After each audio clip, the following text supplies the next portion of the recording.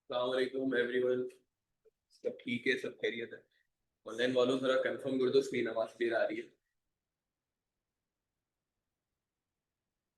अच्छा, अब हमारी यूजुअली होगा ये कि अब्दुल्ला पहले 3 दिन रखेगा क्लास, फिर हम लोग 3 दिन रख लेंगे, तो कंसेक्यूटिव रहेगा। हाँ, हो सकता है। अच्छा, यूजुअली तो संडे को भी होती है क्लास, हमें पता है।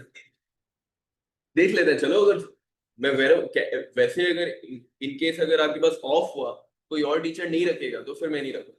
ये मेरी आदत है, मैं अकेले अपनी क्लास नहीं लगाता, लेकिन अगर इन केस बाकियों की भी तो फिर मैं भी हाथ में रख लूंगा। ठीक है। पर आपके पास सर्टिफिकेट का रहेगा आपके पास बेटा है।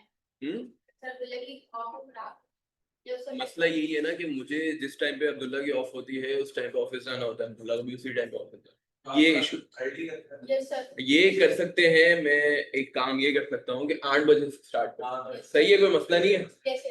फिर तो बेहतरीन हो जाएगा। फिर मसला तो नहीं है ना उठने में किसी को। ठीक, चलो ये कर लेंगे, पूछ लेते हैं इससे। अच्छा खैर, हम लोग ने लास्ट क्लास में अर्थमेटिक प्रोग्रेशन का क्या शुरू किया था? टर्म वाला एरिया स्टार्ट किया था। बिल्कुल ठीक है। अच्छा, हम लोगों ने ये चीज डिस्कस की थी कि हमारे पास दो किस्म की प्रोग्रेशन हम लोगों ने पढ़नी है चैप्टर में। कौन सी दो प्रोग्रेशन थे? एंजियोमेटिक प्रोग्रेशन। आर्थमेटिक प्रोग्रेशन में अगर ऊपर ऊपर से देखें तो क्या ऐसी कुछ चीजें थी जो आर्थमेटिक प्रोग्रेशन को बयान करती? क्या था ऐसा आर्थमेटिक प्रोग्रेशन? सीरीज है, सही है। वो ज्योमेट्रिक प्रोग्रेशन भी सीरीज है। कॉमन डिफरेंस एक अच्छा टर्म यूज हुआ है। देखो, आर्थमेटिक प्रोग्रेशन को हम लोग दो चीजों से डिफाइन कर सकते हैं, एक तो first term and common difference. किसी भी सीरीज का मुझे कॉमन डिफरेंस मालूम हो एंड फर्स्ट टर्म मालूम हो, तो क्या मैं आराम से उस सीरीज की नंबर ऑफ टर्म्स बिल्कुल निकाल सकते हैं। तो यहाँ तक हमने चीजें देखी थी। इसके बाद कुछ सवाल देखे थे हमने। अच्छा, एक कॉन्सेप्ट हमने लास्ट क्लास में जाके एंड किया था कि अगर हमारे पास दो कंसेक्यूटिव टर्म्स गिवन, दो कंसेक्यूटिव टर्म्स गिवन, तो क्या ऐसी चीज है जो फौरन निकल आएगी? Common difference. क्यों? क्योंकि देखो, कंसेक्यूटिव टर्म्स है ना, तो मैं आगे की टर्म को पीछे वाली टर्म से माइनस कर दूं, मेरे पास कॉमन डिफरेंस आ जाएगा। कॉमन डिफरेंस के लिए मुझे मेहनत नहीं करनी पड़ेगी। मेहनत किसके लिए करनी पड़ेगी? फर्स्ट टर्म के लिए। फर्स्ट टर्म के लिए मुझे कुछ मेहनत करनी पड़ेगी, मुझे यहाँ पे कुछ इक्वेशंस बनानी पड़ेंगी। क्या ये चीज क्लियर है यहाँ तक हमें? अच्छा, कोई ऐसा है जो लास्ट क्लास में नहीं था? ओके, तो रिकॉर्डिंग देखी है आपने या नहीं देखी है? नहीं देखी है, कंप्लीट फर्स्ट है तुम लोगों की क्लास। अच्छा, क्यूएम की भी फर्स्ट क्लास है, फिर 9 की क्लास ले रहे थे तुम लोग? फर्स्ट क्लास है। ओके, चलो। मेरी कोशिश होगी कि बैकएंड के भी कॉन्सेप्ट थोड़े बहुत मैं साथ साथ रिवाइज करवा दूं, तो होपफुली तुम लोग साथ जुड़ जाओगे। ठीक है, लेकिन लास्ट में रिकॉर्डिंग देख लेना। ओके। अच्छा, हम लोगों ने ये चीज फिर देखी थी। इसके बाद कुछ होमवर्क दिया था मैंने तुम लोगों को। अच्छा, कितने लोगों ने जिन्होंने नहीं किया? नहीं किया वाली बात हाथ खड़ा कर। तो पनिशमेंट नहीं मिलेगी, मैं जानना चाह रहा हूँ कितने लोग हैं। रफ फेयर बस कर लिया था यार। अब रफ फेयर, अभी ये इस टाइम पे तुम लोग रफ फेयर नहीं किया करो, हो गया बस, हो गया। अच्छा, और आपने भी नहीं किया था? हुआ नहीं था या फिर किया ही नहीं था? कर लेते भाई। देखो, टाइम भी सफिशिएंट था, और दूसरी बात ये कि मैंने होमवर्क देने का एक मकसद तुम लोगों को बताया था। क्या ज्यादा होमवर्क था? नहीं भाई, सिर्फ 7 क्वेश्चंस थे और वो भी एमसीक्यूज थे। मकसद ये है कि जो तुम लोग क्लास में पढ़ो वो तुम लोग का रिवाइज हो, वरना और कुछ नहीं है। पुराना वाला भूलते जाओगे, आगे वाला हो नहीं पाएगा। ठीक है, तो ये एक आदत बना लो जिन लोगों ने नहीं किया था। एटलीस्ट अटेम्प्ट करो, कोशिश करो। ना हो, मैं भी करवाने ही लगा हूं वैसे भी। ठीक है, तो आज हम लोग स्टार्टिंग में होमवर्क डिस्कस कर ले रहे हैं, फिर इसके बाद हम लोग अपने क्लास वर्क पे आ जाते हैं। अच्छा, ये स्पेसिफिक क्वेश्चन है जिसने सबको ट्रबल किया। ठीक है। अच्छा, इस क्वेश्चन में आने से पहले ना, मैं पहले होमवर्क डिस्कस करूंगा और एक और कॉन्सेप्ट करवा दूंगा। इसके बाद ये क्वेश्चन शायद तुम लोग से खुद ब खुद होगा।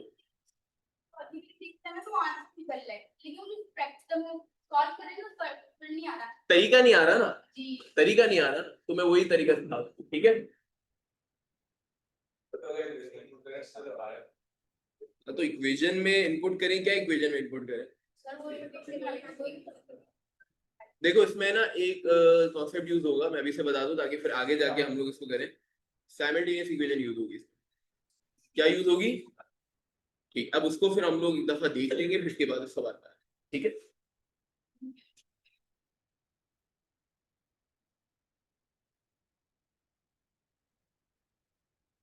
अच्छा, वैसे नॉर्मली तुम लोग की टाइमिंग क्या चल रही है? अगर एग्जांपल है अब्दुल्ला ने क्लास लगाई आपके पास इस टाइम पे 9:30 बजे, तो तुम लोग की ऑफ कब हो रही है यूजुअली? सवा, अच्छा सवा चार।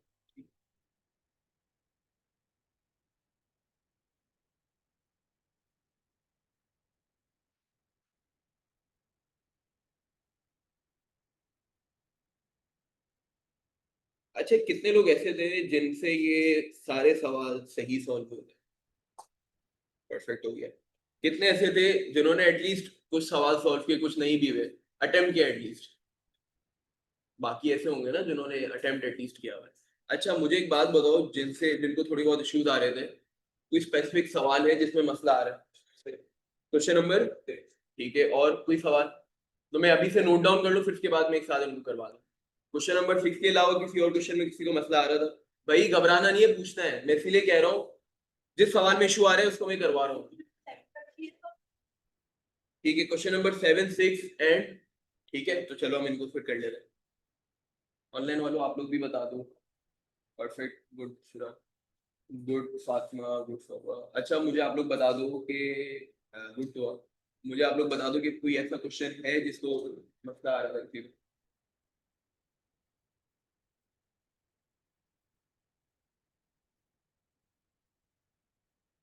और भी है कोई तो बता दो, किसी को भी कोई इशू आ रहा है? ठीक है, खैर मैं फिर क्वेश्चन नंबर 6 एंड 7 देख रहे हैं।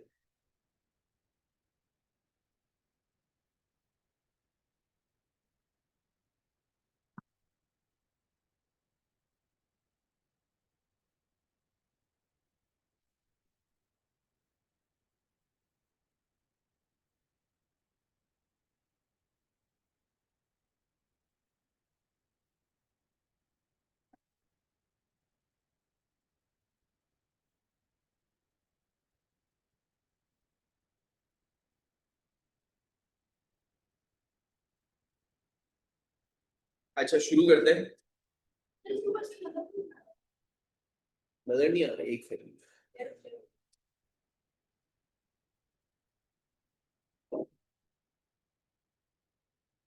मैंने जितना एक्सपेंड हो सकता था कर दिया है, अब देखो सही है। अ टैक्सी सर्विस चार्जेस, अच्छा, एक सवाल को पढ़ने का तरीका होता है ताकि तुम लोग जब भी कोई लेंदी सवाल है उसको आराम से सॉल्व, ठीक है। पहली बात ये, एटलीस्ट पहली दफा जब सवाल पढ़ रहे हो ना, बिल्कुल आराम आराम से पढ़ो। A taxi service charges a fixed initial fees plus a constant amount for each kilometer traveled। एक फिक्स अमाउंट है, और ओवर और अबव जितने किलोमीटर लगते हैं एक कांस्टेंट अमाउंट चार्ज हो रही होती है, ठीक है, पर kilometre. For a 3 kilometre ride the charge is rupees 120। For a 5 kilometre ride the charge is 180। What is the fixed initial fees the charge for 0 kilometer if it were considered the first term? अच्छा, यहाँ पे देखो सवाल में आपको दो information बताई गई है। सबसे मेन हिस्सा है ना जो हमारे सवाल का, जिसमें ज्यादातर डेटा एक्सपेक्ट हो रहा है, वो ये हमारे पास सेकंड लाइन है। For a 3 kilometre ride the charge is ₹120। तो 3 किलोमीटर जब हम लोग ट्रेवल करेंगे तो हम लोग को कितना खर्चा पड़ेगा? रुपीज, क्या ये टोटल खर्चा है? यस। फिक्स्ड अमाउंट भी इसमें शामिल है और इसमें वेरिएबल अमाउंट भी शामिल है। फिर हम आ जाते हैं 5 किलोमीटर के बारे में। क्या आपके पास आ रहा है? ये हमारे पास है ₹180। मेरे पास दो टर्म के हुए हैं, लेकिन फॉर एनी इंस्टेंस, अच्छा बिफोर के दो टर्म्स की बात करूं, मुझे एक बात बताओ, सवाल की रिक्वायरमेंट क्या है? अच्छा, अगर ये ना भी लिखा होता तो भी क्या तुम लोग फर्स्ट टर्म ही निकालते? क्यों? क्योंकि देखो क्या बोला गया, फिक्स्ड इनिशियल फीस। इसका मतलब ये है कि अगर हमारे पास 0 किलोमीटर भी हो तो ये फिक्स्ड इनिशियल फीस तो रहेगी ही। इसका मतलब ये है कि this is the first term. Clarify आगे कर दिया उसने। लेकिन अगर क्लैरिफिकेशन ना भी गिवन होती तो क्या हम लोग को पता है कि ये फर्स्ट टर्म मांगा जा रहा है? ठीक है, यहाँ तक क्लियर है सबको? क्यों मांगा जा रहा है? बिकॉज इसमें क्या बोला जा रहा है, फिक्स्ड इनिशियल फीस बताओ जो कि इररिस्पेक्टिव ऑफ द फैक्ट कि कितने भी किलोमीटर इनकर हुए ये फीस तो इनकर होगी। फर्स्ट टर्म में भी यही होता है आपके पास a plus n minus one multiply by d ना। अगर आपके पास n की वैल्यू 0 भी है, n की वैल्यू 1 भी है, फर्स्ट टर्म की भी बात कर रहा हूँ, तो क्या मेरे पास a की वैल्यू आती है? आती है। हम लोगों को क्या मांगा जाता है उस केस में a। तो सिमिलरली इस सवाल में भी यही सिचुएशन है। आप पूछो। अगर 0 किलोमीटर है और अगर अभी तक 1 किलोमीटर ट्रैवल नहीं हुआ तो कस्टमर अगर टैक्सी में बैठेगा तो उसको 30 रुपीस चार्ज हो ही जाएगा। 30 रुपीस? अच्छा, जो आंसर की बात करो, yes this is the fact. लेकिन सर मैं अगर इस तरह करना है लेकिन क्वेश्चन में अगर इसको पुट डाउन करें तो वो किसमें करेंगे ये सवाल। हाँ, आ जाते हैं ना उसी पे आ। ठीक है, आंसर अलग आ रहा है और अगर 0 पुट करेंगे तो आंसर अलग। ठीक है, देख लेते हैं। ओके, अच्छा अब आ जाते हैं सवाल पे। देखो अब है ना, इसको सवाल को कैसे अप्रोच करें। मुझे एक बात बताओ, चूंकि यहाँ पे कहा जा रहा है कि ए हमें फाइंड आउट करना है, तो अब एक पहली बात हम देख लेते हैं, फर्स्ट टर्म हम लोग लेवल कब करें। हम लोग फर्स्ट टर्म लेवल करते हैं जब हमारे पास 0 किलोमीटर ट्रेवल होंगे। कितने किलोमीटर ट्रेवल होंगे? ऐसा हमने क्यों किया? Because fixed initial fees apply हो रही है इरिस्पेक्ट ऑफ द फैक्ट कि हमने कोई किलोमीटर इनकर किया हो या ना किया हो। इसका मतलब अगर हमने 0 किलोमीटर भी इनकर मतलब 0 किलोमीटर भी ट्रेवल किया है, हम लोग को फीस लगेगी। हम गाड़ी में बैठे, चाहे 1 किलोमीटर ट्रेवल करें ना करें, हम लोग को सिर्फ गाड़ी में बैठने की फीस ले रहे हैं। यहाँ तक बात। तो इसका मतलब ये है कि जो हमारे पास फर्स्ट टर्म है उसको हम क्या लेवल कर रहे हैं? 0 किलोमीटर। क्या हमें इसकी अमाउंट पता है, प्राइस पता है? वही तो फाइंड आउट करनी है। तो ये हमारे पास है क्वेश्चन। इन शॉर्ट हमारे पास ए क्या है? Question mark. अब हम आ जाते हैं सेकंड टर्म पे, फिर हम आ जाते हैं थर्ड टर्म पे। मुझे बताओ सेकंड टर्म क्या होगा फिर? कितने किलोमीटर होना चाहिए? अगर हम एक सीक्वेंस से चले तो ये हमारे पास हो जाएगा 1 किलोमीटर। ये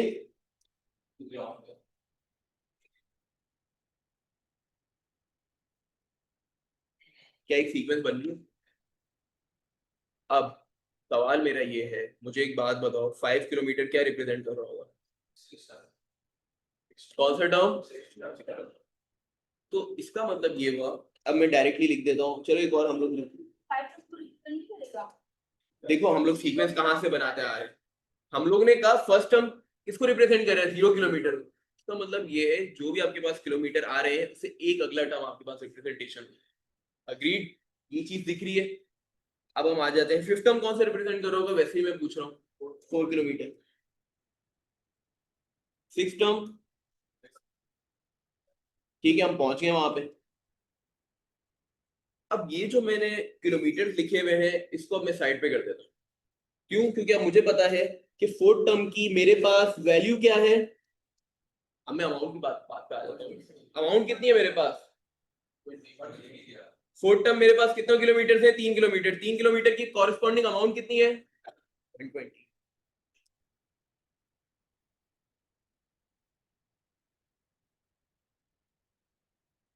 अब मुझे बात बताओ कि यहाँ मेरे पास सिक्स टर्म है, उसके कितने कॉरेस्पॉन्डिंग किलोमीटर हैं? 180। क्या ये अब हम लोग दोबारा से अर्थमेटिक प्रोग्रेशन पे आ गए? क्या अब ये उस सीक्वेंस में आ गए? हम लोगों ने एक एप्लीकेशन बेस्ड सवाल को अर्थमेटिक प्रोग्रेशन के जुमरे में ले आए। फोर्थ टर्म हमारे पास वैल्यू क्या है? हमारे पास 120। फिफ्थ सिक्स टर्म की वैल्यू क्या है हमारे पास? क्या कॉमन डिफरेंस निकाला जा सकता है? फॉरन। कैसे फॉरन का है? कंसेक्यूटिव टर्म्स है ये। क्या ये कंसेक्यूटिव टर्म्स है? नहीं, लेकिन फिर भी निकाला जा सकता है। चलो देख लेते हैं कैसे।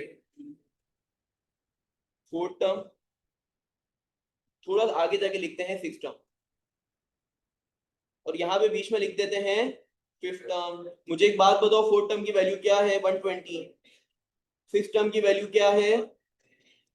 कैन वी से fifth term is the mid point of six and the fourth term? क्यों? क्योंकि arithmetic progression follows a common difference. ठीक है, एग्रीड। इसका मतलब हम कह सकते हैं फिफ्थ टर्म अगर हम इन दोनों का एवरेज ले ले तो आ जाएगा। ठीक है, तो कैसे आएगा हमारे पास? 180 प्लस 120 डिवाइडेड बाय, साइड पे लिख देते हैं यहाँ पे, 180 प्लस 120 डिवाइडेड बाय क्या आ रहा है हमारे पास?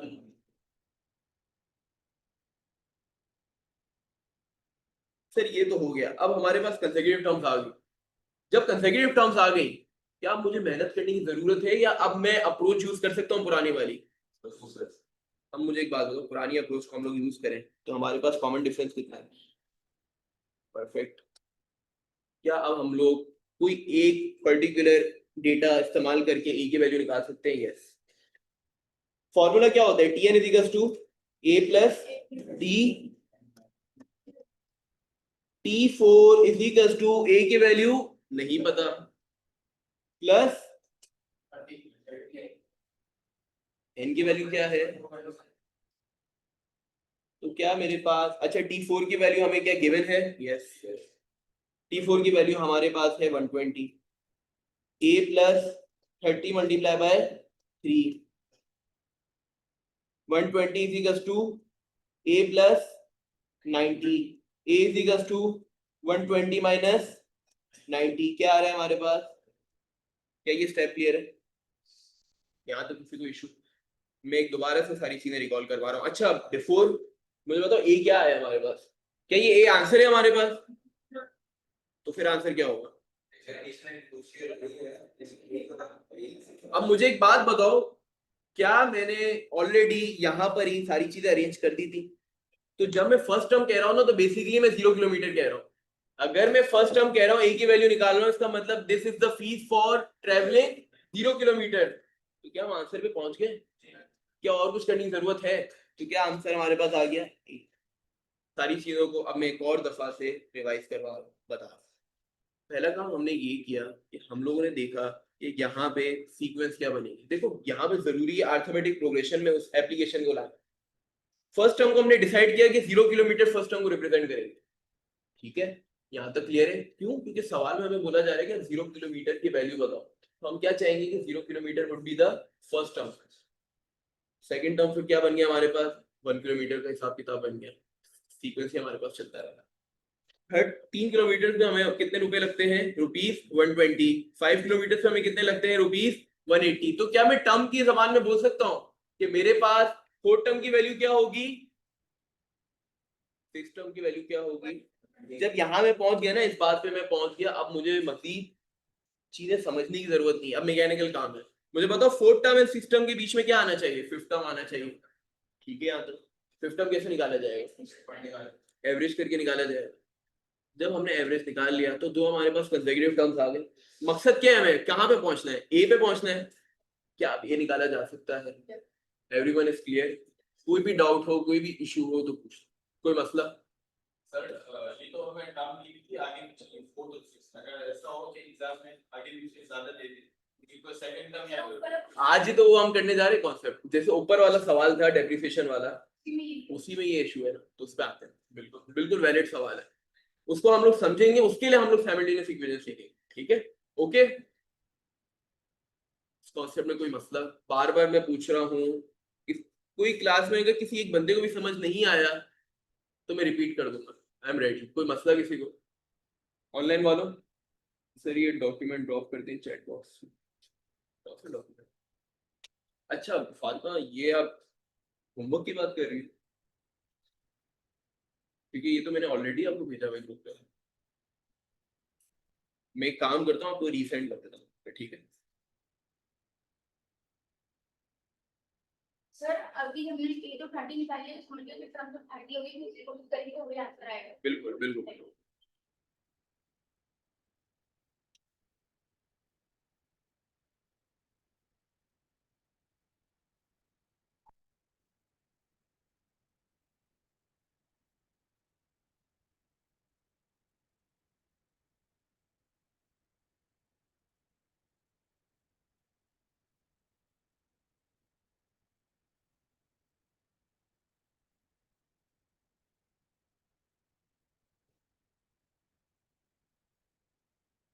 अच्छा मैंने रीसेंड कर दिया होमवर्क, इन केस किसी को ना मिला।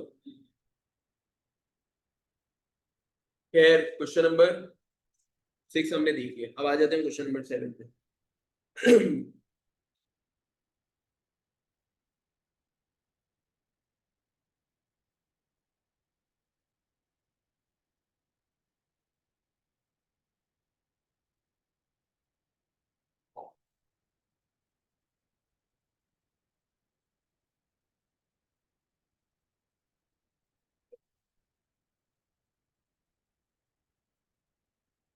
अच्छा इस सवाल पे आ जाते हैं। फिर इस सवाल में किसको मसला आ रहा था? ठीक, तो डिफरेंस तो सारा अपनी को पड़ेगा. Okay, a baker bakes 50 cupcakes on Monday. Data का पहला सेट मंडे को बताया जा रहा है कि हमारे पास 50 कपकेक्स बेक होते हैं हमारे पास. From Tuesday onwards he bakes 8 fewer cupcakes each day. How many cupcakes he will bake on Friday की बात हो रही है. अच्छा, इस सवाल में क्या हाँ हर दिन 8 कम हो रहे हैं, हर दिन 8 करके कम हो रहे हैं. तो एक सवाल आएगा, सर हम लोग संडे या मंडे को अगले वाले पहुंचेंगे तो नेगेटिव में नहीं चला जाए. तो रुक रहे हैं ना, एक सीक्वेंस यहाँ तक रुक रही है हमारे पास फ्राइडे तक. ठीक है, मुझे एक बात बताओ, क्या हम लोग मंडे को फर्स्ट टर्म लेबल करते हैं? हम लोग एप्लीकेशन बेस्ड सवालों को अरिथमेटिक प्रोग्रेशन की जबान में ला रहे हैं. सबसे पहला स्टेप ये है, हम देख रहे हैं कि जो सवाल में डेटा गिवन है हमारे पास फर्स्ट टर्म है, सेकंड टर्म है, थर्ड टर्म. ठीक है, क्या मंडे को हमने फर्स्ट टर्म लेबल कर दिया? वैल्यू क्या गिवन है फर्स्ट टर्म की? 15. एग्रीड. मांगा क्या गया है? फ्राइडे को कितने कपकेक्स होंगे? तो क्या हम लोग ये डिटरमाइन कर लेंगे फ्राइडे कौन सा टर्म है? बिल्कुल जरूरी है ये काम.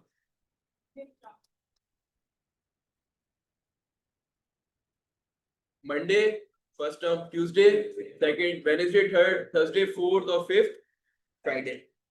तो अब हमने चाहिए बेसिकली हमें फिफ्थ टर्म. तो फिफ्थ टर्म कैसे निकालेंगे? कुछ डेटा ही नहीं गिवन. क्या डेटा और गिवन है हमें? डी गिवन है पॉजिटिव 8 माइनस 8. क्यों? बिल्कुल आगे वाली टर्म पीछे वाली टर्म से कम है, 8 कम है, तो हमारे पास कॉमन डिफरेंस आ जाएगा. डी की वैल्यू क्या आ जाएगी? -8. ए की वैल्यू हमारे पास क्या आई है? 50. क्यों? फर्स्ट टर्म की वैल्यू. जब ये तो इन्फॉर्मेशन गिवन होती है सवाल में, तो क्या हम किसी भी टर्म पे आ सकते हैं? बिल्कुल. हम लोग एक काम ये करेंगे, हम लोग का एन की वैल्यू क्या चाहिए? एन का मतलब क्या होता है कि जो हमें टर्म रिक्वायर्ड हो. कौन सा टर्म रिक्वायर्ड है? तो T5 इज इक्वल टू, तुम लोग बताओ क्या लिखूंगा मैं? 50 plus minus 8 multiply by 50 minus 8 multiply by क्या आ रहा है आंसर?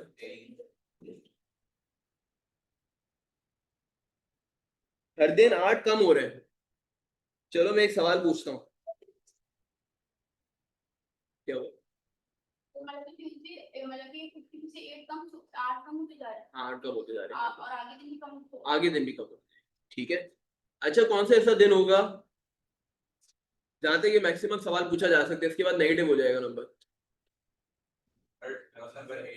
सोच समझ के बताना. संडे. संडे में कितने हो जाएंगे? गिन लो ना. अगर आपके पास फ्राइडे को कितने 18 है, तो सैटरडे को कितने हो जाएंगे? 10 हो जाएंगे. फिर संडे को, तो मंडे का सवाल तो पूछ नहीं सकता अगले मंडे का. क्यों? नेगेटिव हो जाए, पॉसिबल नहीं है. क्लियर है यहाँ तक बात? आगे बढ़े हम लोग. ठीक है. अच्छा, अब हमें एक हेडिंग डालनी है.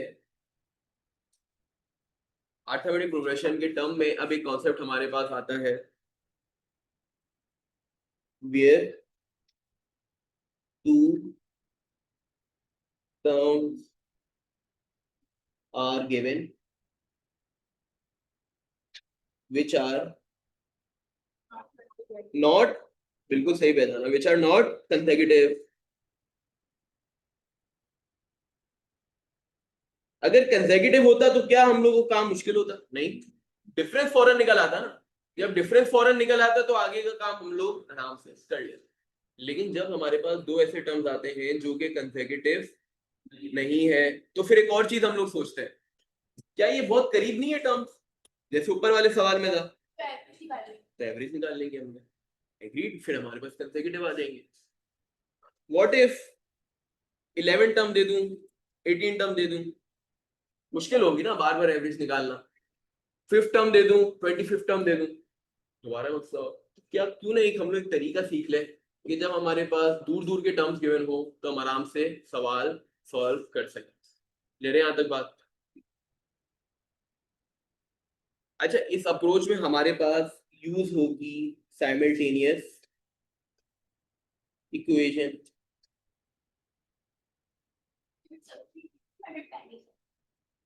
दो मेथड होंगे, इस पे मैं आता हूँ वैसे। अच्छा, ये स्पेसिफिकली साइमल्टेनियस इक्वेशन हम लोग एक और जगह पढ़ेंगे, सिर्फ यहाँ नहीं, हम लोग चैप्टर 2 में अलग से पढ़ेंगे। तो मैं इसमें स्पेसिफिक एरिया में तुम लोगों में सिर्फ एक मेथड सिखाऊंगा, ठीक है?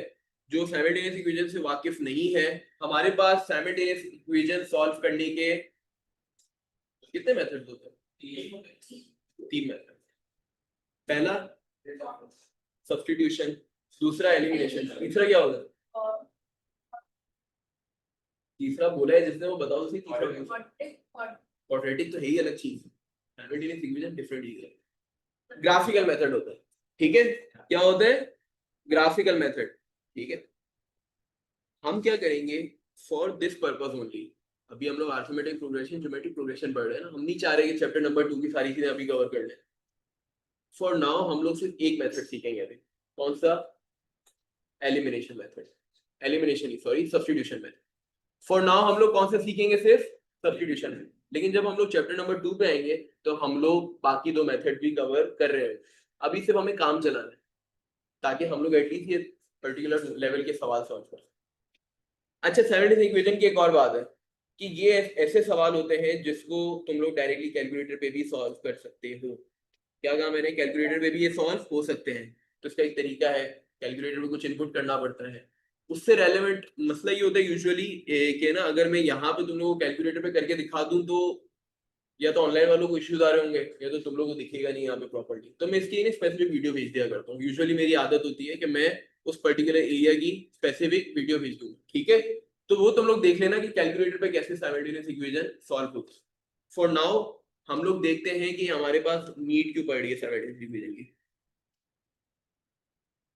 हमें अगर फिफ्थ टर्म गिवन है 26, ठीक है, और हमें गिवन है 10 टर्म,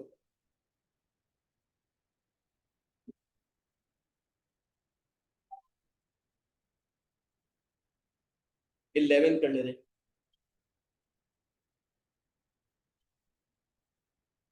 हमें फिफ्थ टर्म गिवन है और 11 टर्म गिवन है। तो क्या, मुझे एक बात बताओ, क्या इस सवाल में टर्म्स कंसेक्यूटिव है? पहला सवाल में नहीं। क्या टर्म्स बहुत करीब है? ऐसा भी नहीं है। तो क्या मजबूरी से हमें अब दूसरा मेथड सीखना पड़ेगा? यस।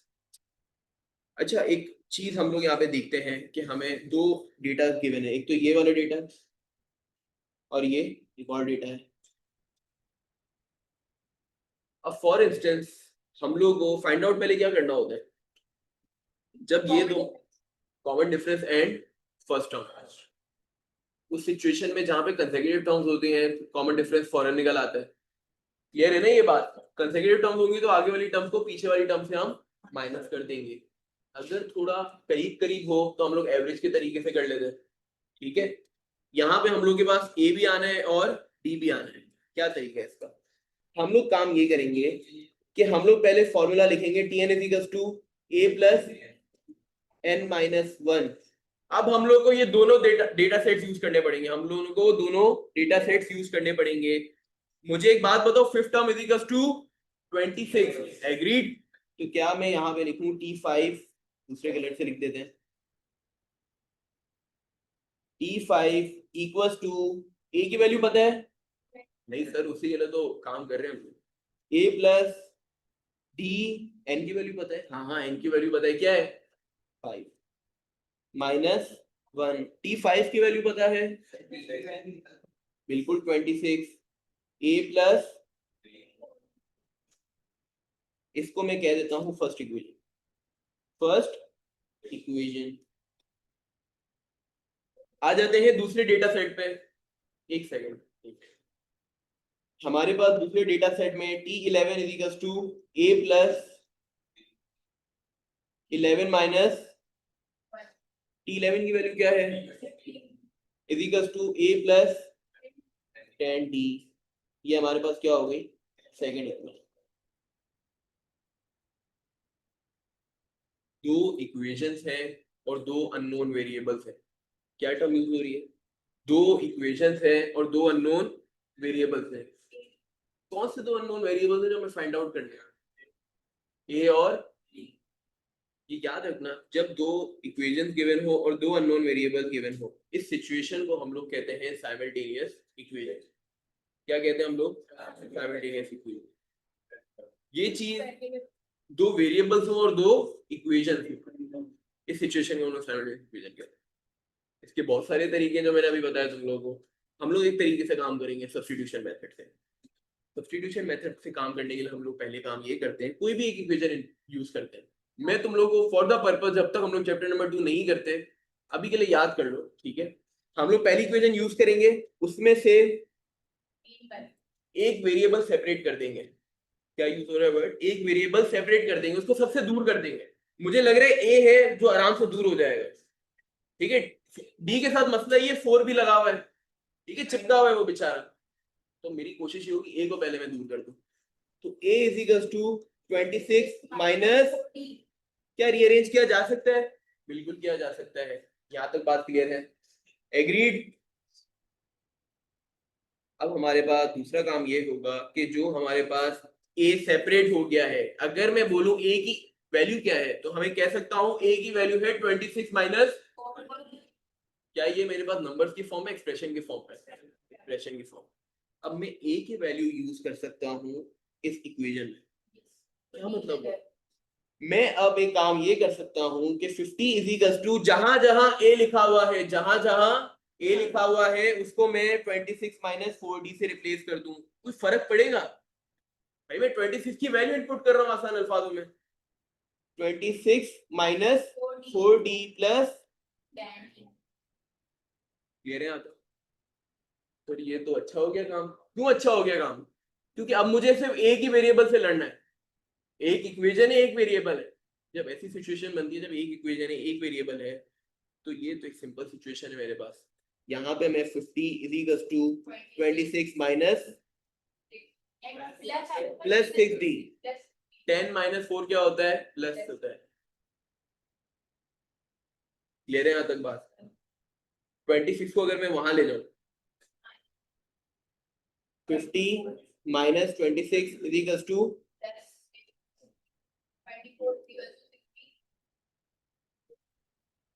क्या हो रहा है ये सब? डी की वैल्यू क्या आ रही है?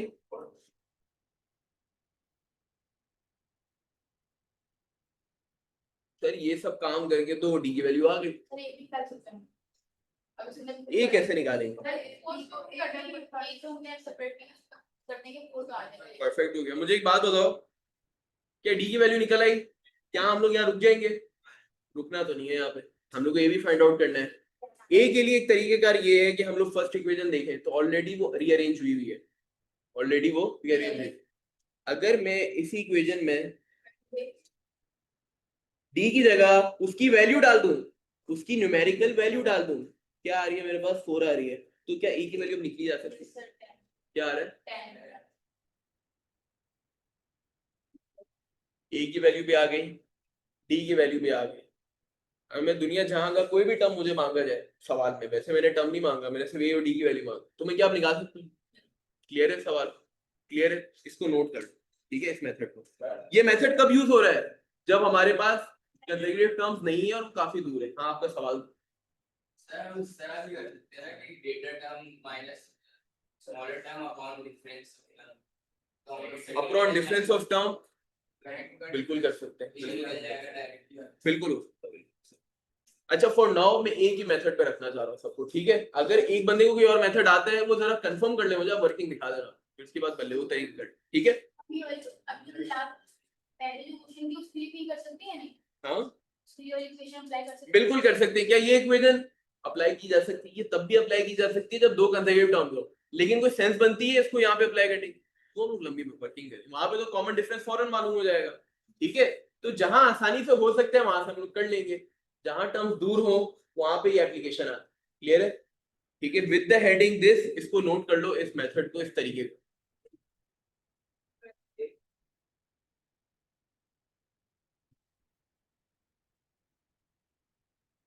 गुड है। अच्छा, क्लियर है ऑनलाइन वालों सबको?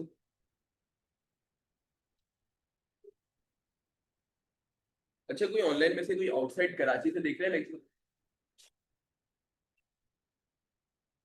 From where question? अच्छा जिन इन केस कोई बाहर से है तो बता दे किस शहर से है। हैदराबाद से, ओके।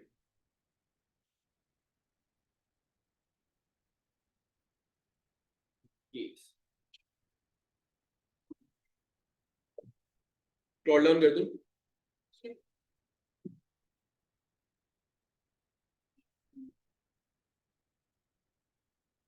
चीजों को अगर हम लोग रिकॉल करें तो अब वो सिचुएशन भी हमने देख ली जहाँ पे कंसेक्यूटिव टर्म हो, वो सिचुएशन भी देख ली जहाँ पे कंसेक्यूटिव तो ना हो लेकिन करीब करीब, करीब का मार्जिन कितना होना चाहिए, एक दो टर्म दूर, काफी है, ठीक है। अगर दूर दूर हो वो सिचुएशन अभी हमने देख ली, ठीक है। तीन सिचुएशन हमारे पास बन गई। अच्छा अब इस सिचुएशंस को अगर हम लोग ओवरऑल इवेल्युएट करें तो हमारे पास टर्म की बेसिकली अगर हम लोग कॉन्सेप्ट वाइज चीजें देखें तो यही देखते हैं। अब हम लोग देखेंगे इसमें एप्लीकेशन जितनी हो सके। क्या ऊपर वाला सवाल अब हो जाएगा तुम लोगों से? अब हो जाएगा, ठीक है, एक तरीका आ गया ना।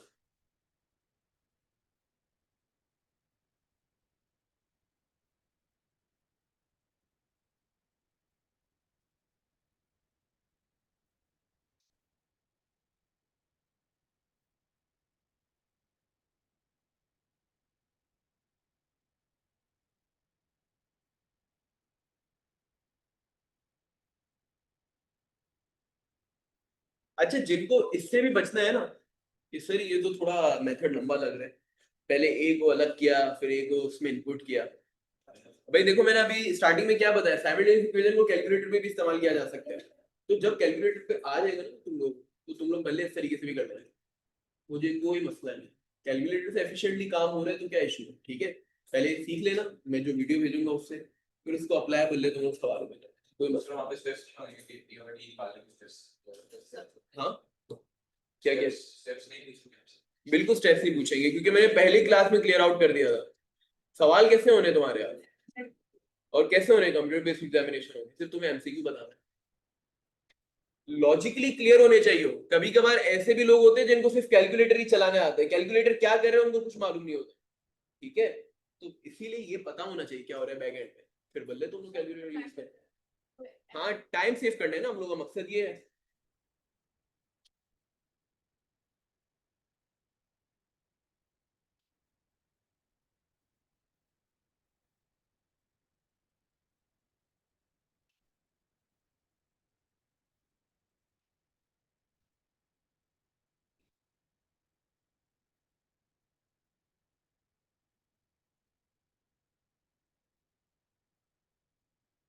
मैं आगे बढ़ाता जा रहा हूँ अज्यूमिंग कि तुम लोग कॉपी कर लिया और तुम लोगों ने, ओके।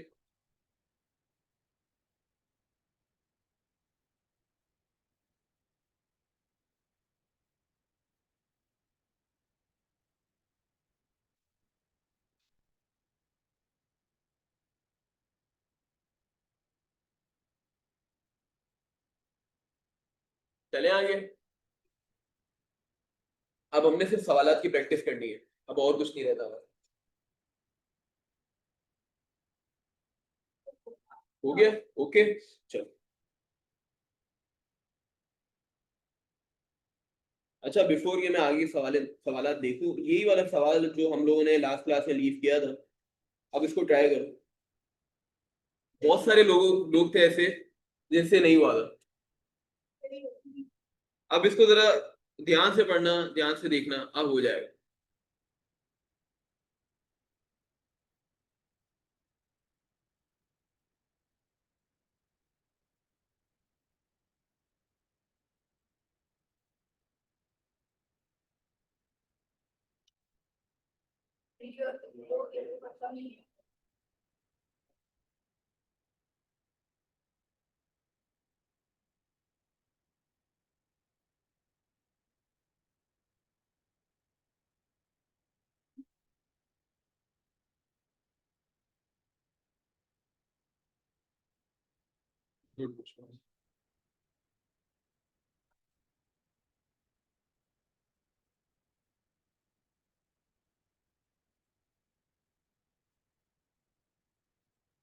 कंसेक्यूटिव टर्म्स इस सवाल में करीब करीब है, है थोड़े बहुत, लेकिन बेहतर ये है कि अब इस केस में हम लोग साइमल्टेनियसली।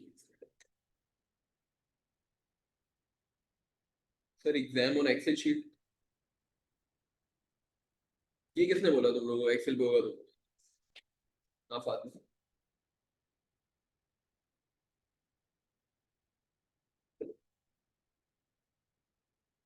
फातिमा आप ये किसने बोला आप लोगों को कि एक्सेल शीट पे आप लोगों को एग्जाम?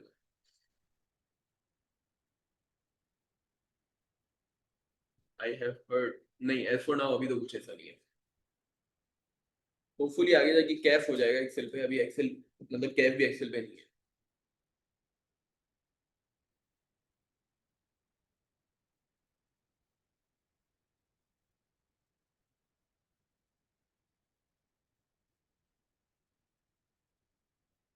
एटीसी कब करना चाहिए, तो इसका मैं आंसर ज्यादा बेहतर नहीं दे पाऊंगा, बस मुझे इस बारे में इतनी गाइडेंस नहीं है, ठीक है।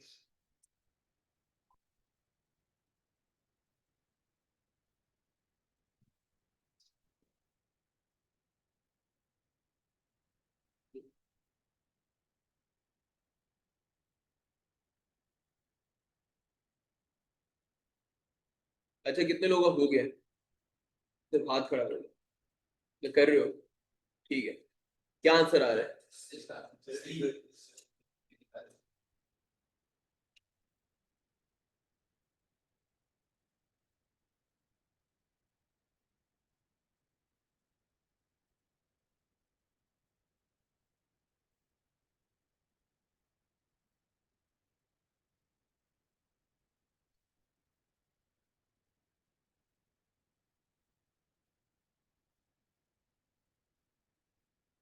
सेकेंड ईयर को मैं कौन सा टर्म क्रिएट करूं? क्यों? तो जीरो परफेक्ट है, क्योंकि जीरो ईयर चाहिए मुझे, उसको मैं फर्स्ट टर्म क्रिएट करूं।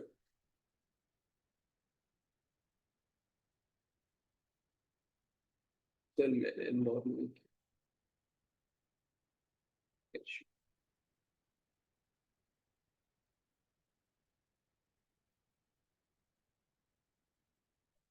कैशू नेचुरल इवेंट,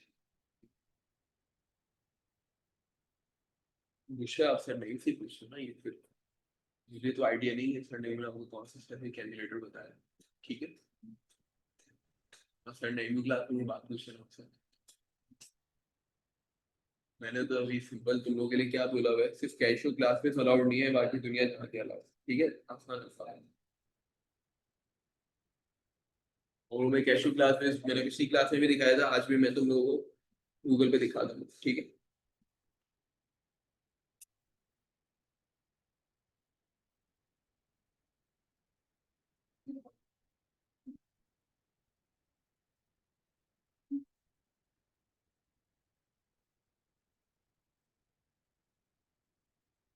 अच्छा अब इसको मैं सॉल्व करवाऊं? सर कर रही सर कर लो कर लो।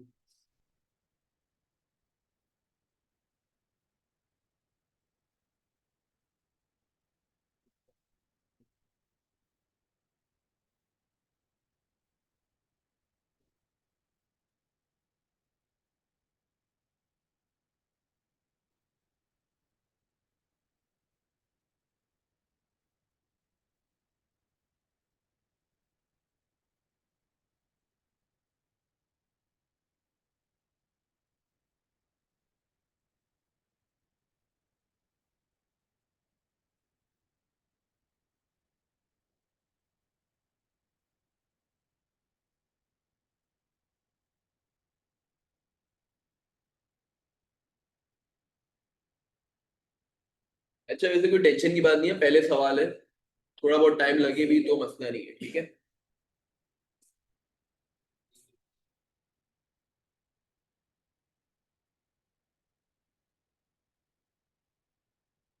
अच्छा मैं अज्यूम कर रहा हूँ जो उससे मुंह देख रहे हैं ना मेरा, उन्होंने कर लिया है, ऐसा ही है ना?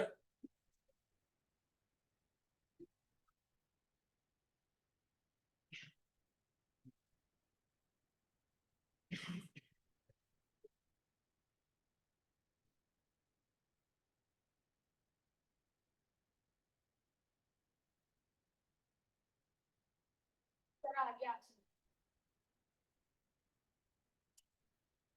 ठीक है।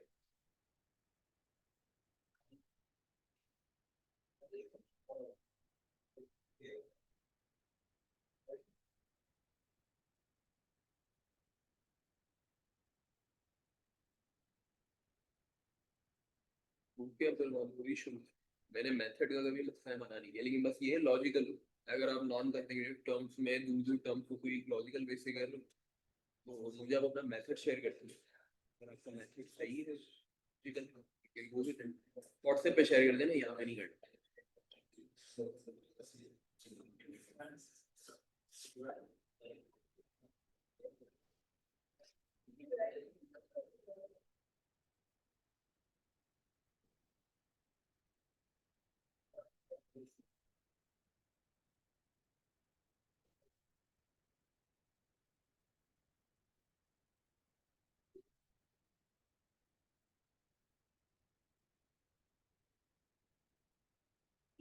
हो गया, बढ़े अब आगे। कोई कर तो नहीं रहा, बता दो अगर कर। हो गया आप लोगों का? हो गया, चलो।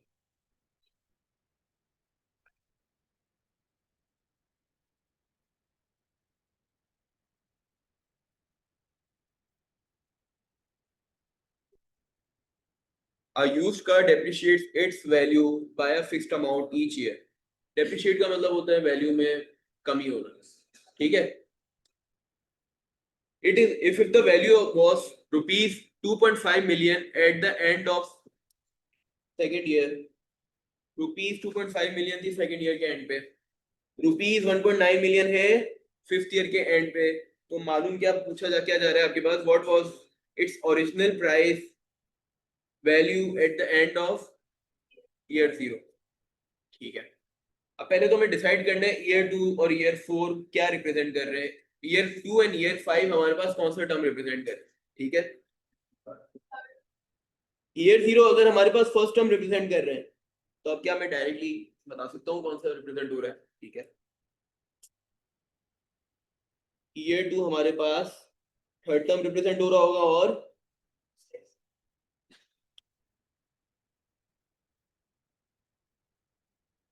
और इन टर्म्स की वैल्यू हमें पता है सवाल में 2.5 मिलियन और 1.9 मिलियन। क्लियर है यहाँ तक? क्लियर है यहाँ तक? इंफॉर्मेशन को थोड़ा हम लोग प्रॉपर्ली लिख देना है। थर्ड टर्म की वैल्यू हमारे पास है 2.5 मिलियन और सिक्स टर्म की वैल्यू है हमारे पास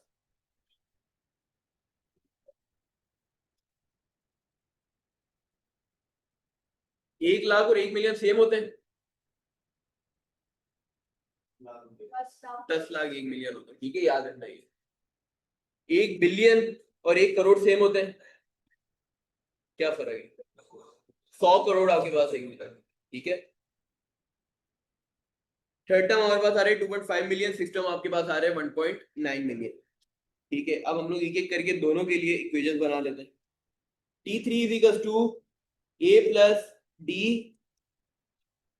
3 माइनस 1, वैल्यू क्या है हमारे पास 2.5 million, A plus 2D। Similarly यहाँ के लिए भी हम लोग कर लेते हैं।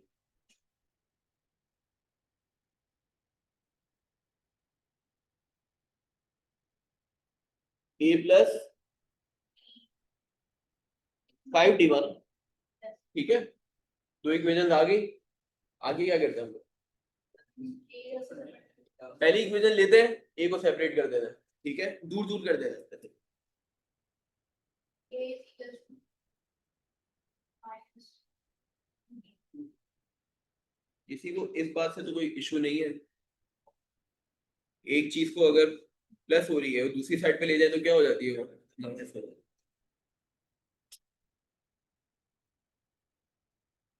इज इक्वल टू, अब ए रहने दो या ए की जगह कुछ और लिख दो,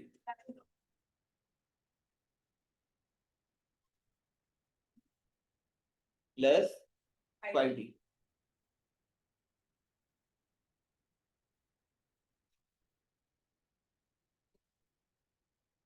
plus 3d। 3d equal to हमारे पास हो जाएगा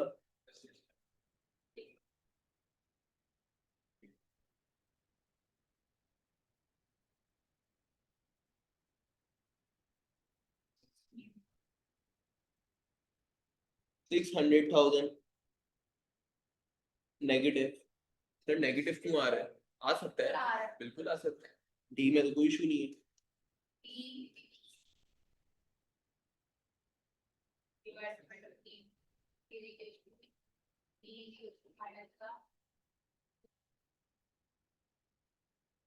आ गया हमारे पास कॉमन डिफरेंस, हमारे पास क्या आ गया? Common difference. इसी को यूज करके अब ए निकाल लेते हैं। 2 multiply by a is equals to 2500,000 plus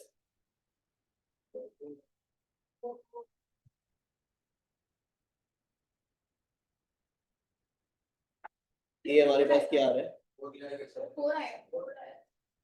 अच्छा सर,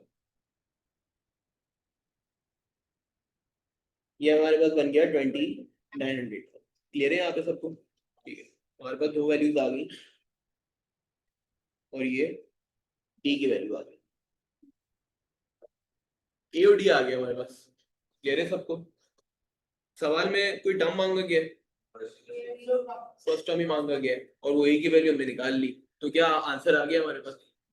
अगर ऐसा हो गया हमने फर्स्ट टर्म की जगह कोई और से आके फिर तो हमें टर्म निकालना पड़ेगा ना। बिल्कुल, अगर हमें 7 टर्म मांग दिया जाता, 7 टर्म मांगा जाता तो क्या बोला जाता?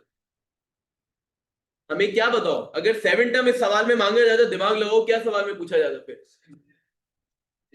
फिक्सचर मांग लिया जाता। क्लियर है? तो सवाल में फिर हम लोग 7 टर्म यूज करिए आंसर निकाल लेते।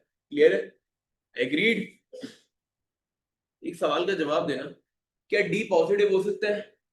डी की वैल्यू पॉजिटिव आ सकती है, नेगेटिव आ सकती है, ए की वैल्यू पॉजिटिव आ सकती है, नेगेटिव आ सकती है,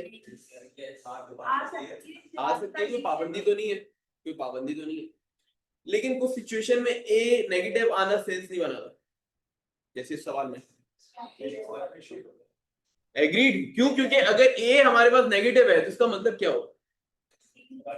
गाड़ी की नेगेटिव वैल्यू है, पॉसिबल है ये? ठीक है, तो याद रखना कुछ सवाल ऐसे हमारे पास आएंगे जहां पे रूल्स तो वही हमारे पास होंगे, ए पॉजिटिव भी हो सकते हैं, नेगेटिव भी हो सकते हैं, लेकिन फॉर द पर्पज ऑफ सवाल कोई लिमिटेशन लग सकती है, कोई चीज ऐसी हो सकती है जो सेंस ना बनाए, जैसे ए नेगेटिव होना है इस केस में, डी पॉजिटिव होना यहाँ पे सेंस बना सकता है तो सवाल में नहीं। यहाँ पे तो डेप्रिशिएट हो रही है, एप्रिशिएट थोड़ी ना हो रही है। डेप्रिसिएशन का मतलब वैल्यू बढ़ना, डेप्रिसिएशन का मतलब वैल्यू कम हो। यहाँ पे ना डी पॉजिटिव हो सकता था और ए नेगेटिव नहीं हो सकता, लेकिन इन जनरल रूल बात बताओ तो ए पॉजिटिव भी हो सकता है, नेगेटिव भी हो सकता है, डी पॉजिटिव भी हो सकता है, नेगेटिव भी हो सकता है। क्लियर है यहाँ तक बात? आगे बढ़े।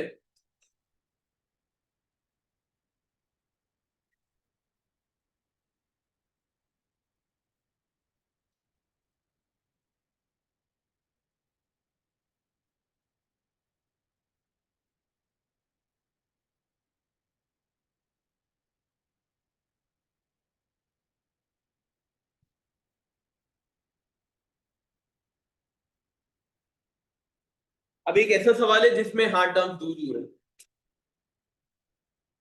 ये सोच समझ के करना है सवाल, जरूरी नहीं है हर दफा साइमल्टेनियस इक्वेशन यूज हो। मिलियन और मिलियन का रिपीट करते हैं, 10 लाख को हम लोग 1 मिलियन कहते हैं, तो 100 करोड़ को हम लोग 1 मिलियन कहते हैं। ठीक है, मिलियन में हमारे पास 6 जीरो आते हैं और मिलियन में हमारे पास 9 जीरो।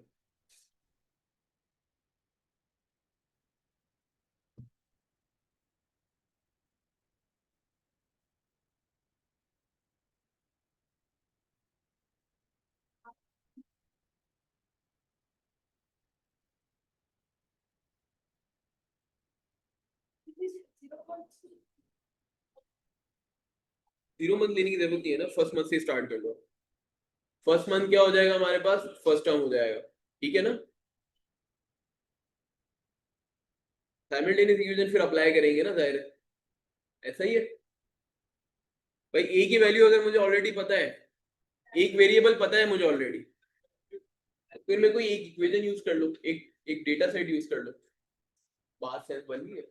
चलो तुम लोग करो, इसके बाद देखते हैं।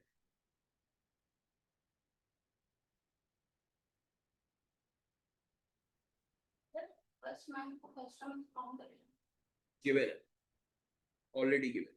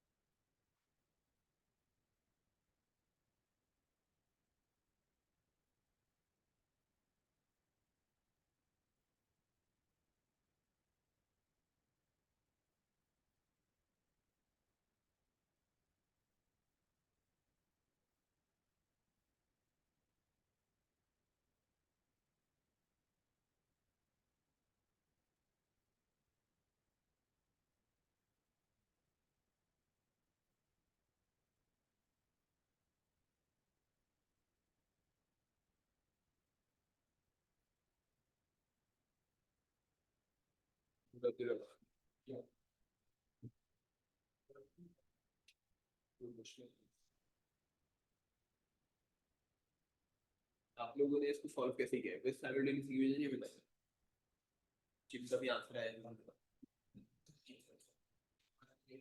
विद या विदाउट।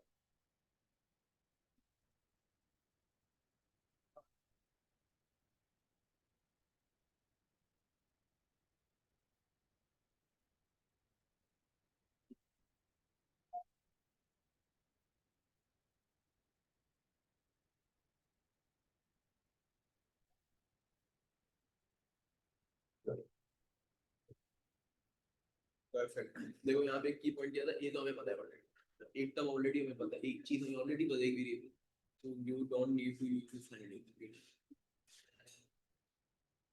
ठीक है, ओके परफेक्ट। आत्मा बाकी का डिफरेंट आ रहा है, जरा चेक कर लेना एन की वैल्यू क्या यूज की है।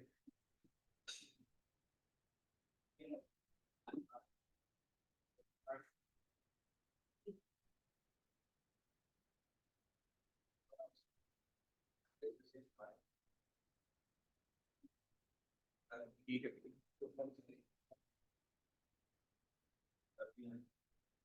13 निकल गया। 12th मंथ निकाल लो जो आंसर चाहिए हमें।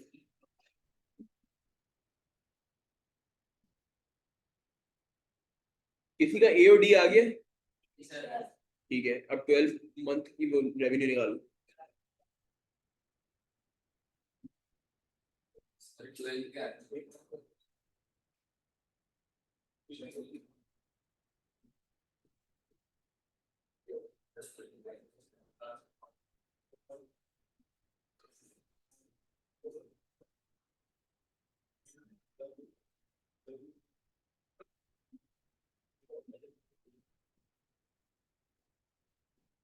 तो 50 का ऑप्शन है।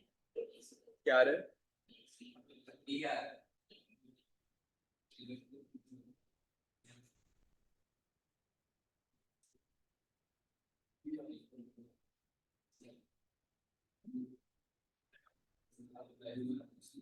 सर मिलियन के लिए कितने जीरो चाहिए? मिलियन के लिए 6 जीरो होने चाहिए और बिलियन के लिए 9 जीरो, ठीक है।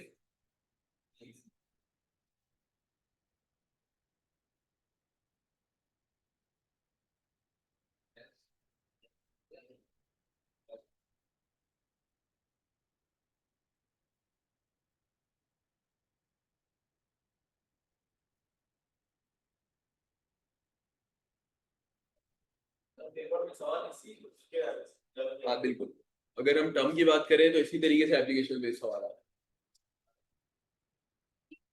लेकिन ये है कि दिस इज नॉट समथिंग के यहाँ हम लोगों ने रुकना है, बिकॉज अर्थमेटिक प्रोग्रेशन में सिर्फ यही नहीं है, ठीक है।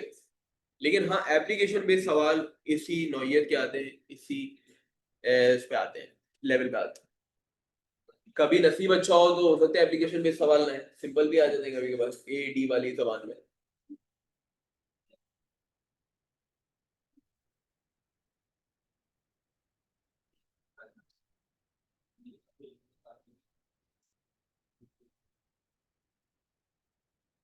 करें इसको सॉल्व? डन? Everyone done? ये पीछे वाले हजरात लग रहे हैं कि सिर्फ देख रहे हैं, कुछ कर नहीं रहे। रजिस्टर से उनके हाथ में नहीं दिख रहा। आप तीनों की बात करो जो सबसे पीछे हो, आप दोनों भी दिखा दो जरा, किसी से लेके दिखा दो, लेके दिखा दो। हाँ मैं तुम तीनों की बात कर रहा हूँ, आपने तो व्हाइट वाले ने तो दिखा दिया, आप दोनों की क्या हो गया है? आंसर आ गया? क्या आंसर आया आप तीनों में? बी आया है आपका? Black shirt, black shirt B आया है। कुछ वर्किंग की है आपने? ब्लैक शर्ट की बात कर रहा हूँ, बस ठीक। A newly established startup plans to increase its monthly revenue by a fixed amount each month. In the first month, the revenue was rupees 50,000. In the seventh month, the revenue has grown to 80,000. Data एक एक करके gather करना start कर देते हैं। भाई पहले month में कितनी कमाई है, कितना रेवेन्यू है?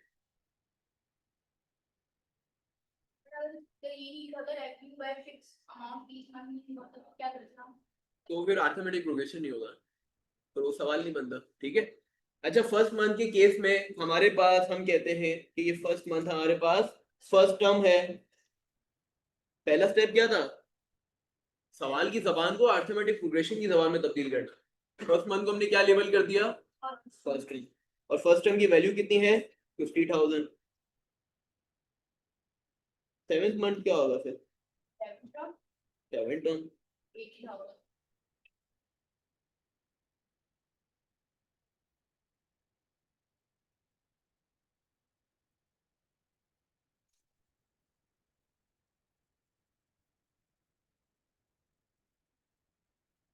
अगर ये फर्स्ट टर्म 50,000 है तो क्या मतलब हुआ? ए और डी में से क्या मिल गया हमें? ए मिल गया, ए बैठे बैठे मिल गया हम लोगों को। अगर सेवन टर्म हमारे पास 80,000 है तो क्या डी मिल गया हमें? नहीं, डी इतना जल्दी नहीं मिलेगा, डी के लिए मेहनत करनी पड़ेगी। क्या 17 इक्वेशन करना पड़ेगा? नहीं, जरूरी नहीं है। आओ एक तरीका सिखाते हैं, जब आपके पास ए गिवन हो डी गिवन ना हो तो हम लोग कैसे इसको सॉल्व कर सकते हैं। कोई मसला नहीं, कोई मसला नहीं। देखो ऑलमोस्ट वही काम रहेगा हम लोगों का।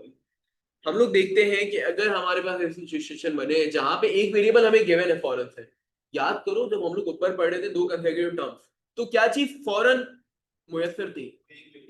डी वे फॉरन हमें मिल जाता था, फिर हम ए निकाल लेते थे। यहाँ पे क्या सिचुएशन बन गई? ए फॉरन मिल रहा है, डी निकालना पड़ेगा। क्या करते थे उस केस में? कोई डेटा सेट यूज कर लेते थे। यहाँ पे भी हम क्या करेंगे? कोई एक डेटा सेट। इस केस में लाजमी हम लोग को दूसरा डेटा सेट यूज करना है, ठीक है। हम लोग को लाजमी दूसरा डेटा सेट यूज करना। T7 equals to A plus D N minus one होता है ना। ए की वैल्यू पता है हमें? पता है ना भाई? Plus 7 minus agreed 80,000 is equals to 50,000 plus. Sir ये आप दोबारा बता देंगे क्यों ऐसा? मैंने क्या बोला? देखो कोई पर्टिकुलर डेटा सेट यूज कर लो, कोई एक पर्टिकुलर डेटा सेट यूज कर लो। इस केस में मैं दूसरा डेटा सेट यूज कर, ठीक है। पहला नहीं कर सकते, रीजन ये है कि पहले डेटा सेट में तो डी से कुछ आएगा ही नहीं हमारे पास, सिर्फ फर्स्ट टर्म ही हमें पता है, ठीक है। हमने दूसरा डेटा सेट उठाया। हमारे पास T7 equals to A plus D N minus one होता है नॉर्मली। एन की वैल्यू क्या है इस केस में हमारे पास? दूसरे डेटा सेट में एन की वैल्यू क्या है? ए की वैल्यू हमें क्या पता है ऑलरेडी ऊपर वाले डेटा सेट से, और T7 की वैल्यू क्या है? तो क्या अब इस चीज को हमने जॉट डाउन कर दिया नीचे? अब बताओ आगे क्या होगा, 80,000 माइनस 50,000, 30,000 बन जाएगा ये, इज इक्वल टू डी की वैल्यू क्या आ जाएगी, 5,000 आ जाएगी, 30,000 divided by 6 is equal to 5,000। Agreed, clear है सबको, कॉमन डिफरेंस आ गया, ए की वैल्यू ऊपर ऑलरेडी पता है, आगे का काम क्या होगा अब हमारा, हमें क्या फाइंड आउट करना है, 12th मंथ का रेवेन्यू, विच मींस हमें अर्थमेटिक प्रोग्रेशन की जबान में क्या चाहिए, 12 टर्म चाहिए, एन की वैल्यू हमें चाहिए 12, ए की वैल्यू हमें पता है क्या 50,000, डी की वैल्यू क्या पता है हमें, let's put it in the formula, क्या आ रहा है हमारे पास, T12 is equal to 50,000 plus 5,000 multiply by 12 minus 1, ठीक है, ए की वैल्यू क्या थी 50,000, डी की वैल्यू पॉजिटिव 5,000, एन की वैल्यू 12 कहां से आई, 12 मंथ मांगा गया है, 12 टर्म मांगा गया है, शॉर्ट 50,000 प्लस 5,000 मल्टीप्लाई बाय क्या आ रहा है 10, क्लियर है सबको, क्या आंसर बन रहा है, क्लियर है सबको, आगे बढ़े, कोई इश्यूज, अच्छा जिसका सी आया था क्लियर, उसको मैं एकदम आगे पीछे ले लिया होगा इशू प्लीज,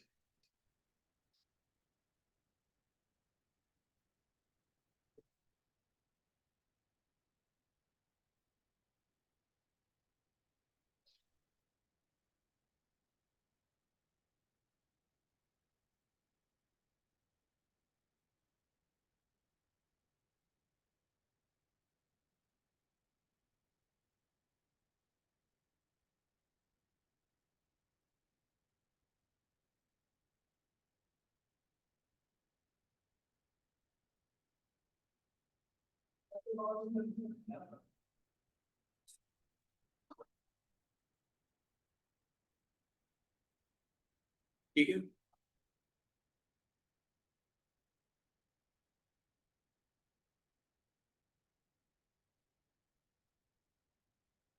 अच्छा जिनको वैसा आईसाइट का प्रॉब्लम है ना वो आगे बैठ जाएगा, ठीक है, तुम लोग को पीछे वालों को नजर आ रहा है, मसला तो नहीं हो रहा, इन केस मसला हो तो आगे आ जाना, ठीक है, जगह जहाँ पे भी हो, तुम लोग ही केस में करेंगे,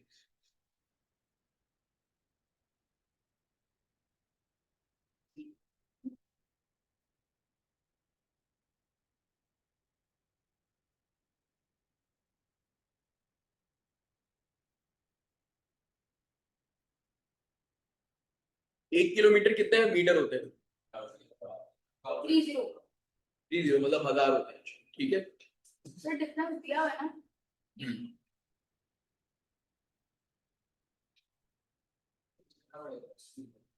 क्या हुआ, नंबर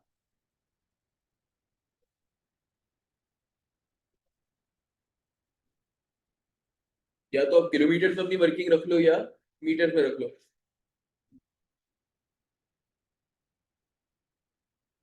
आसानी के लिए अभी तुम लोगों को मैं बता देता हूँ, ये 1.5 किलोमीटर हमारे पास है, 1500 मीटर, ठीक है,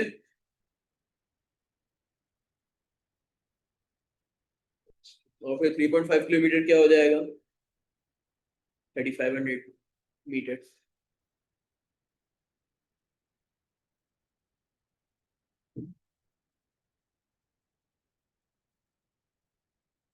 सवाल में कौन सा टर्म मांगा जा रहा है,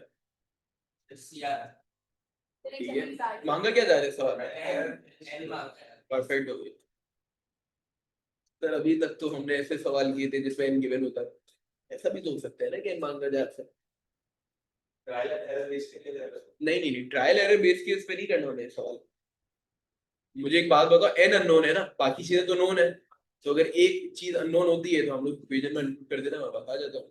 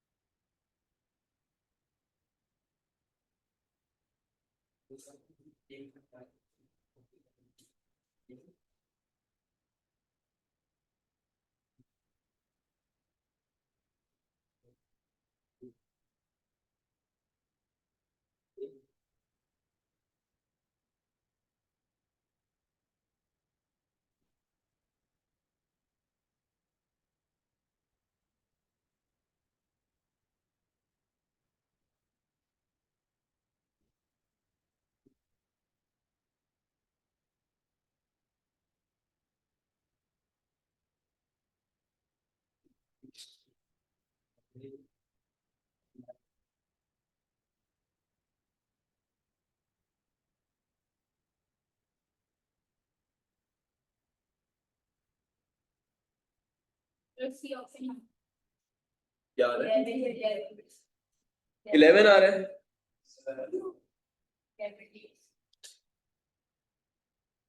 डे वन को क्या टर्म लेवल किया है? सही है, परफेक्ट। तो मतलब जो दिन होगा वही टर्म होगा, ठीक है।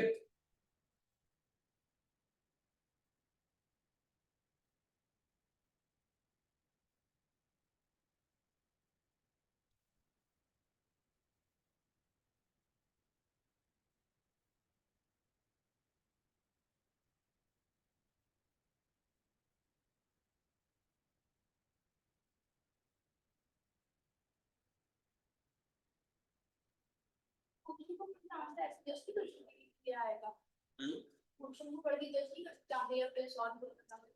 कैसे होगा जज, ये बता दो।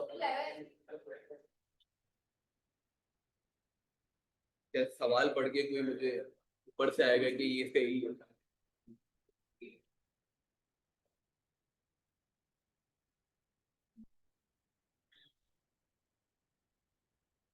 यार एमसीक्यूज में तो तुक्के भी चल जाते हैं।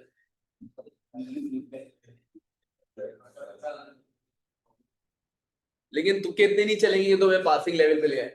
प्रोबेबिलिटी रखो ना, 4 ऑप्शन है, 1/4 हुई ना प्रोबेबिलिटी कि सही होगा। और नसीब सबके अच्छे तो होते नहीं है, किसी की और प्रोबेबिलिटी कम हो गई तो तो अगर उस बेसिस के ऊपर मैंने बोला ट्रायल एंड एरर बेस पर, तो इसका कोई काम नहीं है। क्या क्या ट्रायल एंड एरर बेस पे अगर आप करें तो उसका कोई काम नहीं है। असल में ट्रायल एंड एरर बेस पे कोई हार्म नहीं, लेकिन टाइम वेस्ट होगा। मुझे एक बात बताओ, अगर आप ट्रायल एंड एरर बेस पे करके एक एक करके चीजें लिखोगे, टाइम ज्यादा लग जाएगा। इसका एक तरीका है हमारे पास इक्वेशन का, मैं आता हूँ अगर इनकेस मसला हो। अगर मैं 15 किलोमीटर में 1500 किलोमीटर में तो 200 किलोमीटर करते जाऊं तो आ जाएगा। हाँ तो अब करो फिर, टक टक टक टक टक करो, वही मजदूरी वाला काम हो गया ना। फिर हमने सीखा क्यों अर्थमेटिक प्रोग्रेशन? फिर वीआर टू पीडब्ल्यूसी में मैं आप लोगों को बताया था पहले दूसरी क्लास, हो सकता है अपना।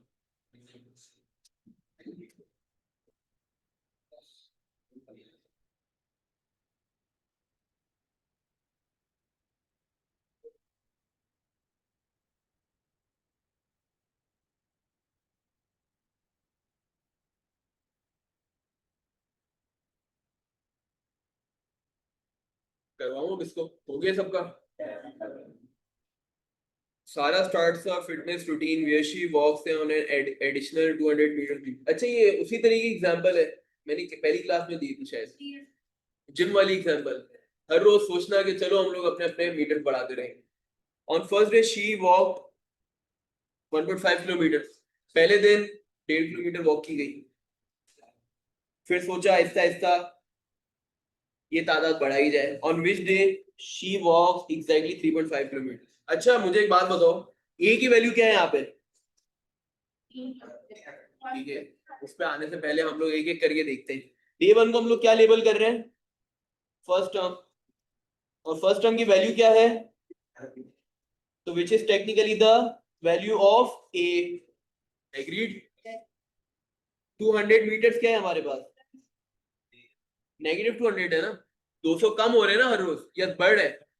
बढ़ है। तो 200 हमारे पास क्या हो जाएगा? कॉमन डिफरेंस हो जाएगा। कौन सा टर्म चाहिए हमें? टर्म नहीं चाहिए हमें, हमें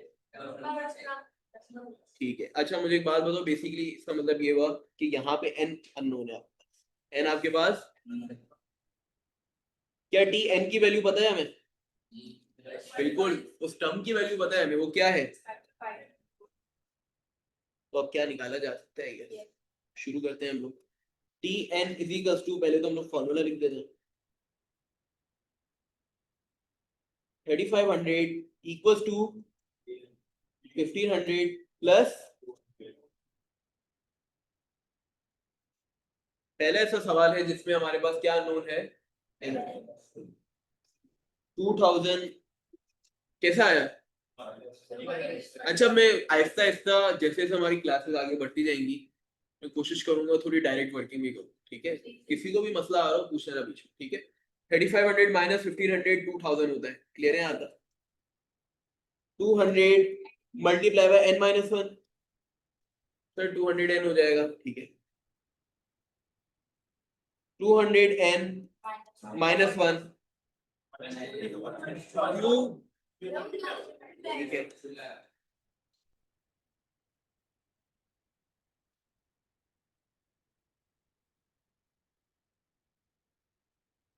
क्लियर है? n is equal to 2200 upon, sir क्या आ रहा है आंसर? बस ठीक है, क्या आ गया हमारे पास? कौन सा दिन ऐसा है जिसमें 3.5 किलोमीटर की वॉक होगी? 11वां दिन, क्लियर है? आगे बढ़े, ठीक है? अच्छा, अब है ना एक हेडिंग डालो, अब एक छोटे से और कॉन्सेप्ट रह गए इसी से relevant, minor concept relevant to arithmetic progression. मैंने क्या लिखा हुआ है? सिर्फ अरिथमेटिक प्रोग्रेशन।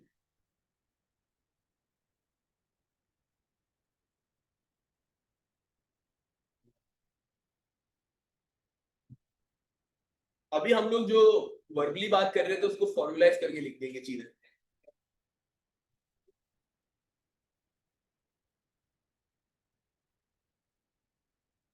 मुझे बताओ फर्स्ट टर्म ए क्या नेगेटिव भी हो सकता है पॉजिटिव भी हो सकता है?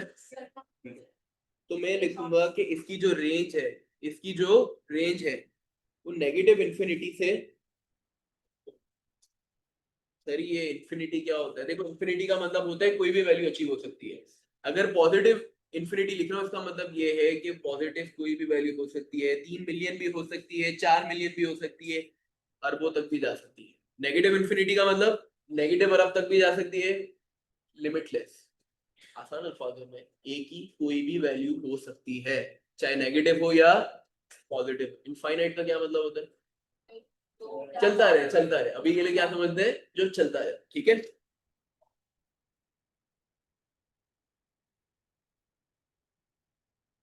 यहाँ पे बराबर में लिख देता हूँ, ए कैन हैव एनी पॉजिटिव और नेगेटिव वैल्यू।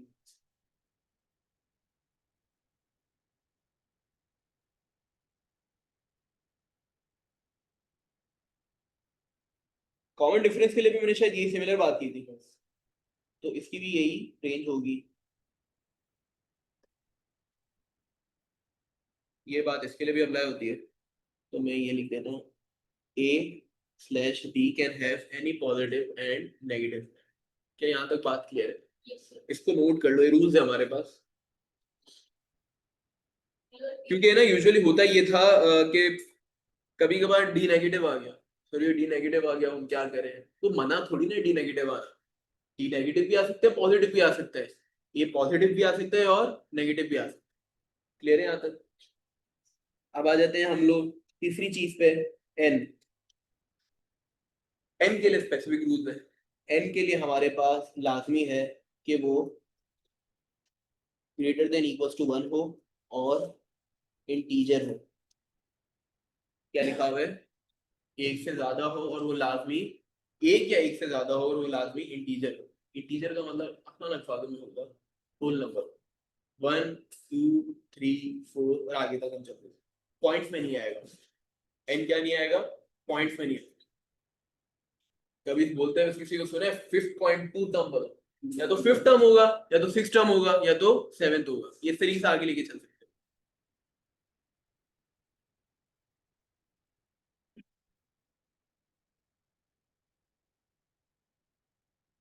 टीएन पे आ जाते हैं, टर्म पे आ जाते हैं, टर्म की वैल्यू पे। इसके लिए भी नेगेटिव इन्फिनिटी से, अब मतलब इसका पता है कि कोई भी वैल्यू हो सकती है इसकी, ठीक है?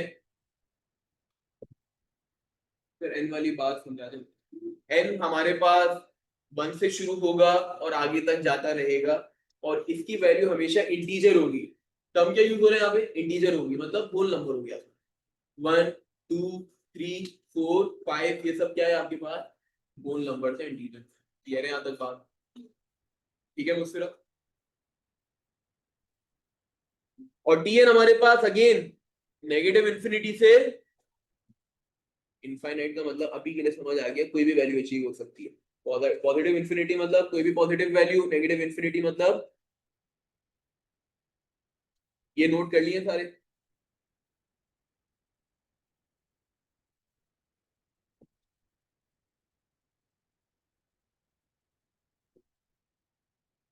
अच्छा अब हम आ जाते हैं इससे रेलेवेंट एक सवाल पे, उसके बाद हम लोग वाइंड अप करते हैं। अच्छा मैं इसको कॉपी नहीं करता, बल्कि कॉपी नहीं करूंगा तो शायद तुम लोगों को नजर ना आए, तो कॉपी कर लेना।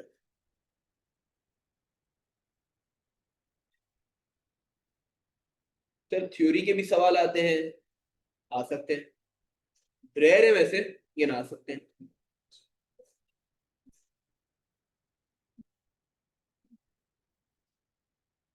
Which of the following statement is correct?